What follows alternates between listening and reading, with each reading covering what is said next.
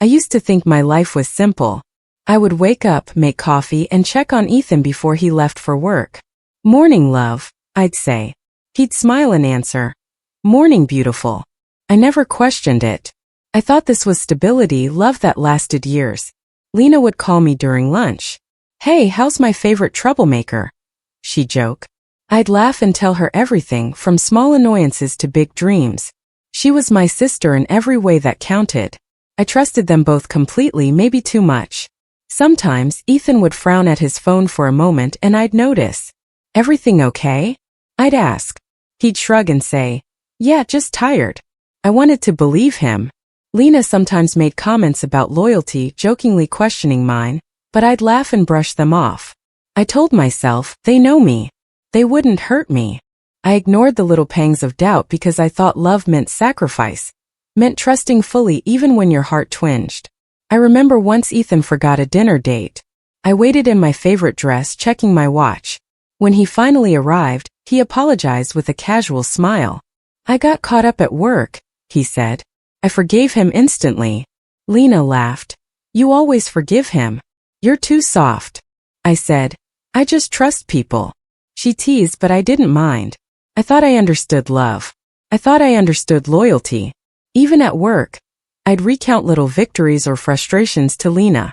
"He didn't even notice my new haircut," I complained. She laughed. "He notices everything. He just loves you too much to say it." I smiled, nodding because I believed her. I believed both of them. That trust felt like armor, comforting and warm. I didn't see cracks because I didn't want to. At night, lying in bed beside Ethan, I'd watch him sleep and think, I'm lucky. I'm loved. And yet, a faint unease sometimes whispered in my chest. A hesitation I couldn't place. I would dismiss it. I know him. I trust him. Everything's fine. It was only a flicker. A shadow at the edge of certainty. I made lists of our future, our plans, our dreams, silently promising loyalty and love in every thought. "We'll be fine," I murmured to myself more than to anyone else. That night, I felt the quiet rhythm of my safe life and thought I had everything I wanted. I had Ethan. I had Lena. I had trust. And somewhere deep down I knew, though I refused to admit it, that ignoring that flicker, believing blindly, was the first step toward a heartbreak I couldn't yet imagine. I turned over, smiling at the ceiling, and whispered, "Love will fix everything." But even as I said it, the air felt just a little colder, the shadows a little closer, and the illusion of safety began to tremble. I unlocked the door and froze. Voices, Ethan's and Lena's, came from my apartment. My chest tightened. No, this can't be happening. I stepped inside slowly. "Ethan." My voice trembled. He jumped and said, I didn't expect you so early." Lena laughed nervously. "Oh hey, I didn't know you'd be home." I couldn't breathe. I whispered, What is going on?" Ethan's eyes darted to Lena, then back at me. "It's not what it looks like." I felt rage ignite. "Not what it looks like. You're in my home together." Lena stepped forward, trying to explain. It just happened." I cut her off. "It just happened? Do you know what that means to me?" Ethan raised his hands, voice shaking. "I didn't plan it. Please just listen." I laughed bitterly. "Listen? I trusted you. 7 years. And this is how you repay me." Lena said quickly, "I never meant to hurt you. I swear." I shook my head, backing away. Don't talk to me. I can't hear your excuses." Ethan pleaded. "I love you. I didn't mean." My heart pounded so hard I thought I might collapse. "Love? You call this love?" I whispered, the words sharp. Lena tried again. "It was a mistake. I didn't know how to stop it." I screamed inside but stayed frozen. Unable to move, unable to process. "A mistake? My love, my trust, all of this you call a mistake?" Ethan's voice cracked. "I'm sorry. I'm so sorry." I closed my eyes and shook my head. "Sorry isn't enough. It's never enough." Lena's voice pleaded. "Please, let's talk." I cut her off, feeling bile rise. "No. I don't want to hear it. I don't want anything from you." I stumbled toward the door. "I trusted you both. Completely. And you destroyed everything." Ethan whispered, "I didn't mean." I slammed the door behind me. Rain poured down as I stepped outside. The water soaked my hair, but I didn't care. I felt hollow, betrayed, shattered. I whispered to the rain. Everything I believed in gone. My chest ached, my hands shook, but I walked forward knowing I could never go back. Ethan and Lena's voices faded behind me, irrelevant now. My heart had been broken, my trust betrayed, and I realized that nothing, not even love, would save me from this night. The rain washed over me, cold and relentless, yet I let it. It was the first time I truly felt alone. The first time I understood the weight of betrayal. I whispered, I've lost everything. And yet, somewhere deep, a spark of survival whispered back. I didn't sleep last night. My eyes felt raw, my chest tight. Mara knocked softly on my office door. Hey, you okay? She asked. I shook my head. I don't know. She sat down without pushing. Want to talk? I hesitated. Nothing I say will make sense. She smiled faintly. That's fine. I'm just here if you need me. I stared at my hands. I keep replaying everything. Every laugh, every promise, every little lie I ignored. Mara nodded. It's normal. Betrayal sticks in your head. I whispered, he keeps texting me. And he says he's sorry. He wants me back. She frowned. Do you want to see him? I laughed bitterly. Do I want a knife in my chest again? No. I can't. She stayed quiet for a while. You're stronger than you think, she said finally. I shook my head. I don't feel strong. I feel hollow. Mara's voice was soft. Hollow doesn't mean broken. You can still build yourself from that space. I looked at her, skeptical. How? Everything I trusted is gone. She shrugged. Start small. One step. One choice for yourself. I let out a shaky breath. I don't even know where to start. Mara smiled again. Then start with surviving today. That's enough. I closed my eyes and felt the tension in my shoulders loosen slightly. Surviving, okay. I can try that. Later alone, my phone buzzed again. Another message from Ethan. I can't live without you. Please forgive me. I stared at it, then deleted it. Not today, I whispered. My hands trembled, but I felt a flicker of control. I could choose myself over the hollow promises of someone who hurt me. I thought of Lena, of the laughter that turned into betrayal. Why did I trust them so completely? I muttered. I replayed every memory, every warning I ignored, and realized the pain could crush me, or it could change me. I whispered, I won't let it break me completely. I'll survive. Mara popped her head in again. Coffee break? She asked. I nodded, grateful for a moment of normalcy. Yeah, I need it. We walked to the small cafe, silent mostly, but it was enough. Being seen, even quietly, reminded me I wasn't entirely alone. By the end of the day, I whispered to myself, one day at a time. I'll rebuild, even if I don't know how yet. My chest still ached, my mind still raced, but there was a tiny spark of something I hadn't felt in weeks. Hope? It was faint, fragile, but it existed. I stared at the email from Mr. Harlan, my boss. A temporary transfer to another city? I muttered aloud. My office chair creaked as I leaned back. He appeared at my door a moment later. I thought it might help, he said. A fresh start. Distance from everything.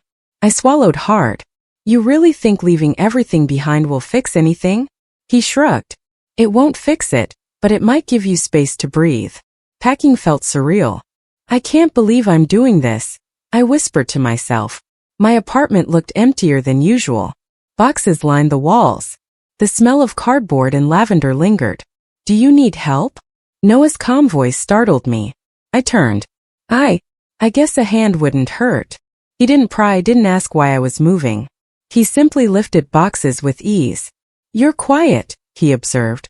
I shrugged. I'm thinking. About everything. He nodded. Quiet can be good. Gives your mind space. I frowned. I don't want to make the same mistakes again. He smiled faintly. Then don't. Learn, grow. You can. Driving to the new city, I gripped the wheel tightly. I hope I'm ready, I muttered. Noah's voice came through the call. You are. You just don't know it yet. I laughed softly, nervous. I don't even know if I can trust myself. He said. Trust isn't about perfection. It's about being honest with yourself. I stared at the road ahead, the skyline approaching, feeling both terrified and hopeful. The new apartment smelled faintly of paint and cleaning supplies.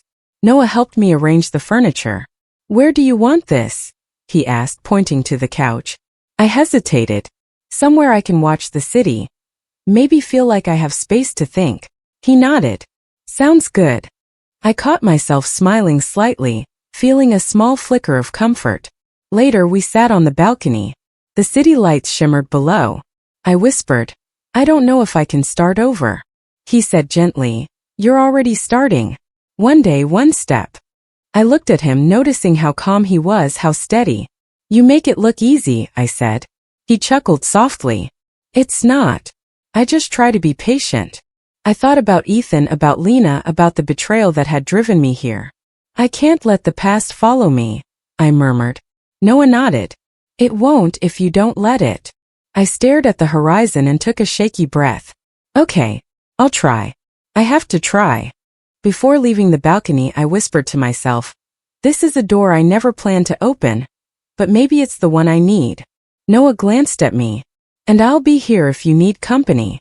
I smiled faintly, a small spark of trust forming. The night was quiet, but for the first time in months, I felt a sense of possibility. I was organizing files at work when my phone buzzed. Ethan's name flashed on the screen. My stomach tightened. "Why now?" I muttered. I hesitated but answered. "Hello." His voice was strained. I need to talk. I made a mistake. I was lonely, confused. I cut him off. "Lonely? You think that excuses what you did." "I know I hurt you," he said quickly. "I regret it every day." I laughed bitterly. "Regret doesn't undo betrayal. You don't get to rewrite the past." He stammered.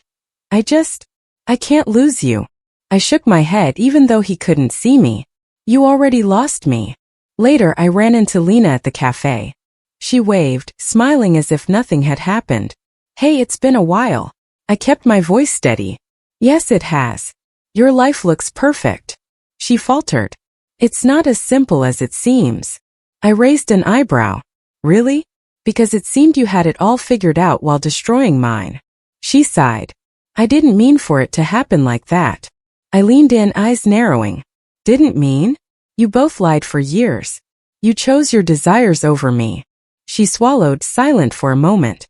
I know now how much pain I caused." I shook my head, stepping back. "Karma has a way of catching up. Don't worry, you'll feel it." That evening, a message appeared on my phone from Clara, Ethan's sister. "I'm sorry. He doesn't deserve your pain. Please take care of yourself." I stared at it, surprised.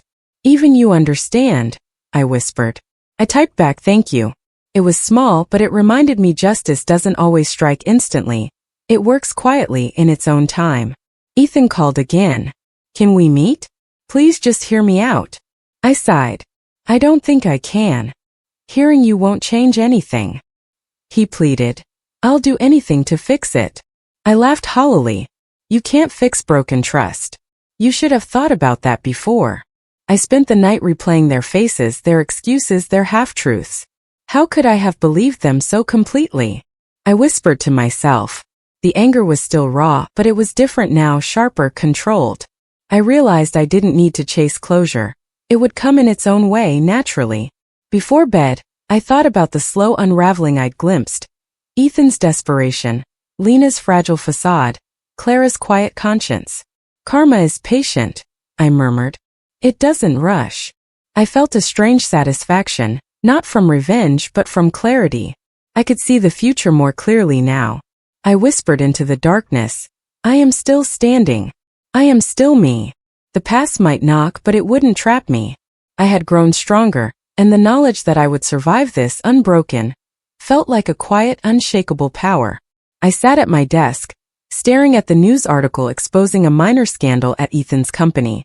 My fingers itched to forward it to everyone I knew, to make him feel even a fraction of the pain he caused. Noah appeared at my door. "Thinking about sharing it?" he asked quietly. I shrugged. "Part of me wants to. But would that really fix anything?" He leaned against the frame. "Revenge isn't justice. It's temporary satisfaction that leaves you hollow." I frowned. "Hollow or powerless?"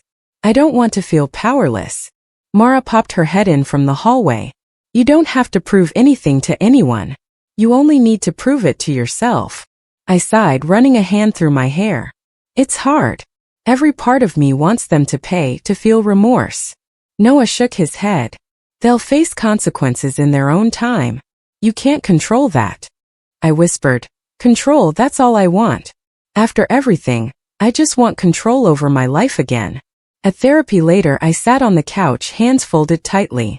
I keep imagining what it would be like to humiliate them publicly, I admitted. My therapist leaned forward. And what do you feel when you imagine that? I paused. Anger, yes. But exhaustion too. I'd be exhausted by hatred. Back at work, I immerse myself in a project. I've got this, I muttered aloud. Mara smiled. You do. You're capable more than you know. I felt a flicker of pride.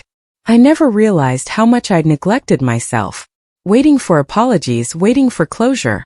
I was waiting for them to give me permission to move forward. Noah stopped by with coffee. You're choosing yourself now? He asked. I nodded. Yes. Therapy, work, learning to trust myself. That matters more than revenge. I can't undo the past, but I can rebuild my future. He smiled faintly. That's strength. That night I sat on the balcony, looking at the city lights. I won't wait for apologies anymore, I whispered. I'll create a life without them in it. No bitterness, no games. The wind brushed against my face, and for the first time in months, I felt a measure of peace. I imagined the old me, crushed by betrayal, consumed by anger. She's gone, I told myself. This me, the one who chooses strength over revenge, she's staying. I closed my eyes and exhaled slowly, letting the tension drain from my shoulders. I was reclaiming my life one deliberate step at a time, and I knew that no one, not even Ethan or Lena, could stop me. I saw the headline first thing in the morning. Ethan's project collapsed due to financial mismanagement. My stomach twisted, but I didn't celebrate out loud. It's finally happening, I whispered to myself, sipping my coffee. Mara appeared beside me. You're smiling, she said softly. I shook my head. Not smiling, just noticing. She tilted her head. Noticing what? That their world isn't perfect, I said. It never was. Mara nodded. You've earned distance from all that chaos.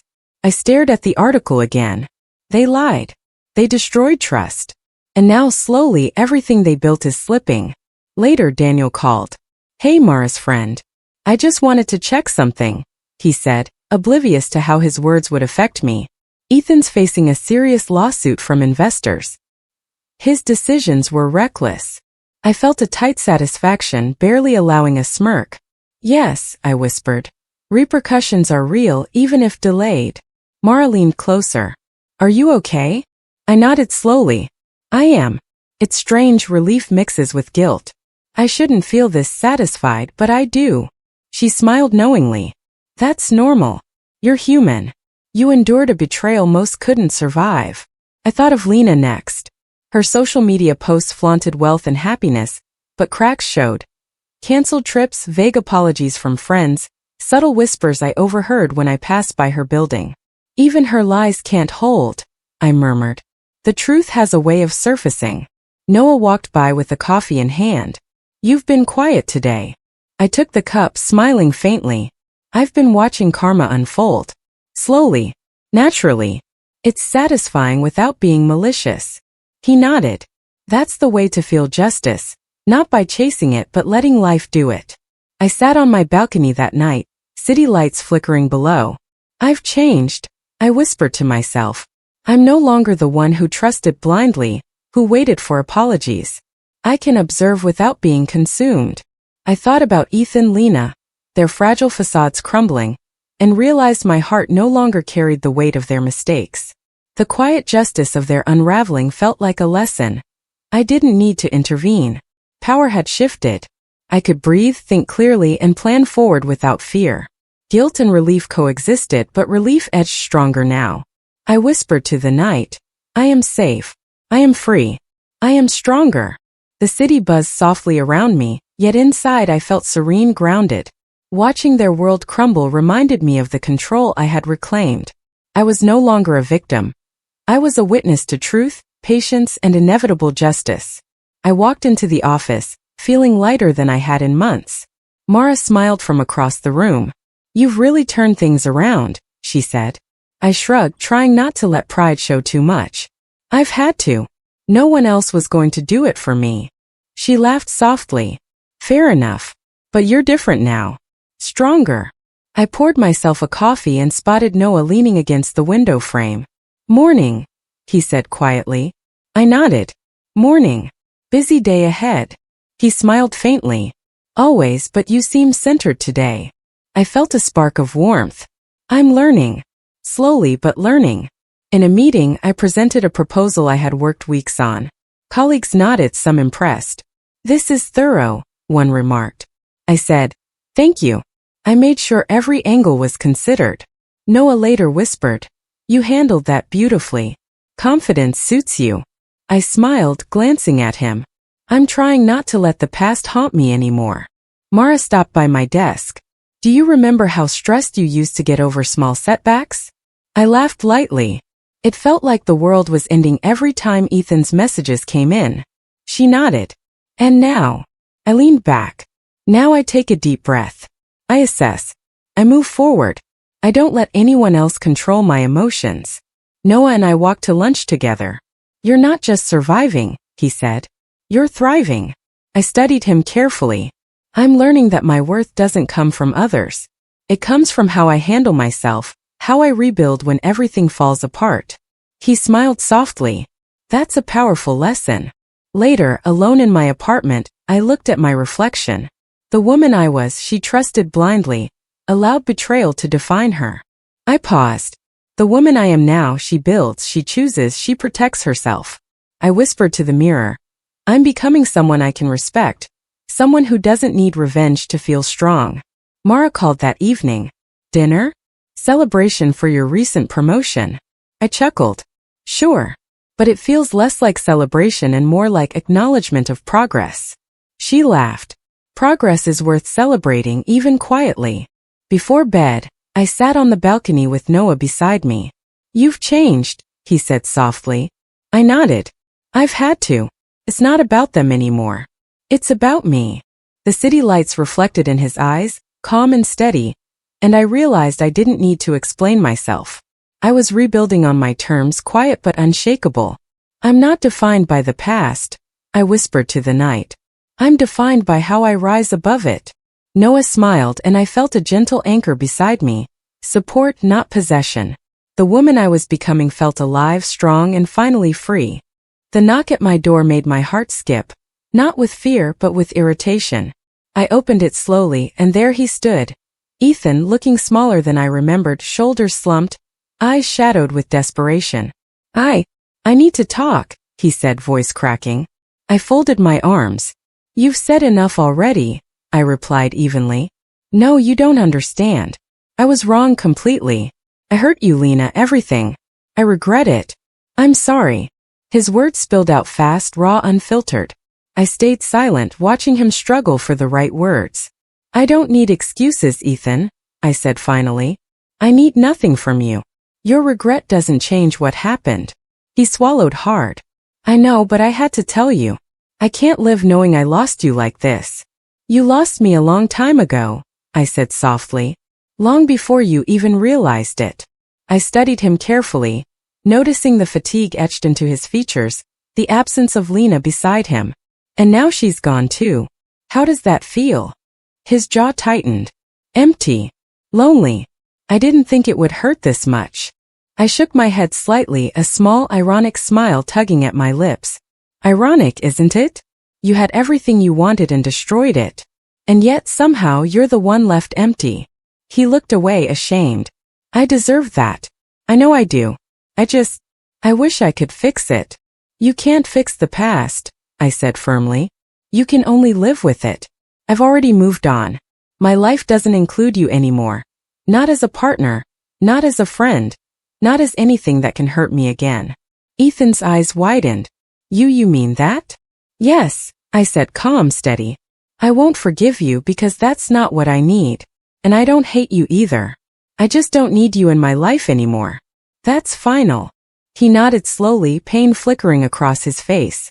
I understand. I closed the door gently, hearing the click echo in the hallway. I leaned against it for a moment, letting a small smile form. The air felt lighter. His presence no longer carried the weight it once had. I whispered to myself, I am free. Completely free. Later, I sat on the balcony, city lights glimmering below. I thought about all the anger, the heartbreak, and realized it had dissolved, replaced by clarity. Ethan's loss was absolute, but mine was liberation. I didn't need revenge, apologies, or closure. I had chosen myself, and that was enough. I whispered into the night, I am whole. I am unshakable. I am mine. I sat cross-legged on the floor, a stack of old letters and photos in front of me. My hand shook as I picked up the first letter from Ethan. I can't do this anymore. I whispered aloud, my voice trembling. I read the words once more, then folded the paper and placed it in the shredder. The machine whirred, devouring the last trace of him. Noah appeared quietly behind me. Feeling better? He asked softly. I shook my head with a faint smile. Not better, lighter maybe. Every shred feels like a piece of the past leaving me. He nodded. It's hard letting go. I held up a photo of Lena and me at my birthday party. We were happy once, weren't we? I muttered. Or maybe I just believed we were. Noah crouched beside me. You believed in what you thought was right. That's human. I glanced at him, appreciating the quiet presence he offered. It's strange. I used to fear moving on, fearing emptiness. Now, I feel possibilities. He smiled gently. Possibilities without the weight of their mistakes holding you back. I turned to a box labeled Shared Dreams and opened it. My fingers traced the edges of old plans we'd made together. All of this, it belonged to a life I no longer live, I whispered. I let the contents fall one by one into the fire pit outside, watching them burn.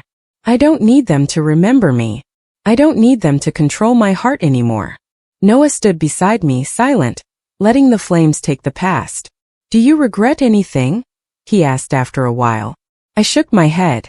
Regret isn't mine. Pain taught me, betrayal refined me, but it doesn't own me. We walked back inside, rain tapping softly against the window. What now? He asked, handing me a warm mug of tea. I took it and sipped slowly. Now, I live. I step forward without looking back. I accept uncertainty, accept life's twists. And I do it freely without bitterness. I placed the empty letters and ashes of dreams into the box I would store away. This is the end of that chapter, I said quietly. Noah's hand brushed mine briefly. And the start of something new, he said. I smiled, feeling it in my bones. Hope, calm, liberation. That night I sat on the balcony, letting the cool breeze brush my face. I am free, I whispered. Free from anger, free from regret, free from them. I am alive. I am myself. And I choose to be happy. I sipped my coffee, watching the sunlight filter through the blinds. Mara appeared at my desk, a stack of reports in her hand. You're glowing today, she said lightly. I smiled faintly. I've been thinking about how far I've come. She raised an eyebrow. Oh. I nodded. The girl who cried over betrayal, who let heartbreak dictate her days, she's gone. I feel steady now, controlled. Noah's voice came from the doorway. Reflecting on the past again? He asked quietly. I looked up, meeting his calm gaze. Yes, but not with pain. I'm observing it, understanding it. It shaped me, but it doesn't rule me. Mara leaned against the desk. You've changed, haven't you? I laughed softly. Completely. I used to wait for apologies, for closure, for validation from people who never deserved my trust. Now, I rely on myself. My feelings, my choices, my growth. Noah stepped closer. That's impressive. Most people don't reach this point. I tilted my head. It wasn't easy. Nights alone, therapy sessions, facing reminders of what I lost. Every moment forced me to choose strength over despair. Mara nodded thoughtfully. And now? I leaned back, hands folded. Now I am steady. I am clear. I don't flinch at reminders of betrayal, because I am anchored in myself. I make decisions for me, not for anyone else. Noah smiled faintly. You found your power. I allowed a small smile. It's quiet but absolute. I am not defined by heartbreak. I am not bound to their mistakes or my past weakness. I stand in my own light. Mara placed a hand on my shoulder. You're independent, resilient, and unshakable. I nodded, thinking of all the nights I thought I would break. I have control now. Control over my emotions, my life, my choices. I can feel sadness, I can feel joy, but nothing enslaves me. Noah's voice softened. It suits you. I looked out the window at the city below, alive and bustling. I see the girl I used to be, so dependent, so fragile. And I can smile at her because she survived. And I survived stronger. I am my own anchor now, and no one can sway me. I closed my eyes briefly, taking a deep breath. Pain shaped me, but it no longer defines me. Betrayal taught me, but it no longer controls me. I am free, steady, and completely mine. I stepped onto the balcony, the morning sun warming my face. Noah leaned against the railing beside me. You look different, he said quietly. I smiled, letting the light touch my skin. I am different. I finally understand what it means to live for myself, not for anyone else's approval or regrets. He nodded, silent for a moment. And Ethan? I shook my head slowly. He's trapped in his own choices. His regret doesn't affect me anymore. I don't need him to suffer for me to feel free. I won by choosing myself, not by breaking him. Noah looked at me, eyes soft. You're calm, confident, content. I laughed lightly. It took time, but I realized that anger and bitterness weren't badges of strength. My strength comes from peace, from knowing I can rise above what hurt me. I glanced down at the city, vibrant and alive. I remember the nights I felt paralyzed by betrayal, nights I thought I'd never breathe freely again. And now? I wake each morning feeling steady, complete. I've rebuilt myself from the ashes of their mistakes. Noah smiled faintly. You've truly transformed. I nodded, thinking of Mara, of the quiet nights of reflection, of every choice to prioritize myself. It wasn't easy. Every setback, every lonely moment was a test. But I chose growth over vengeance, clarity over chaos. That's how I reclaimed my life.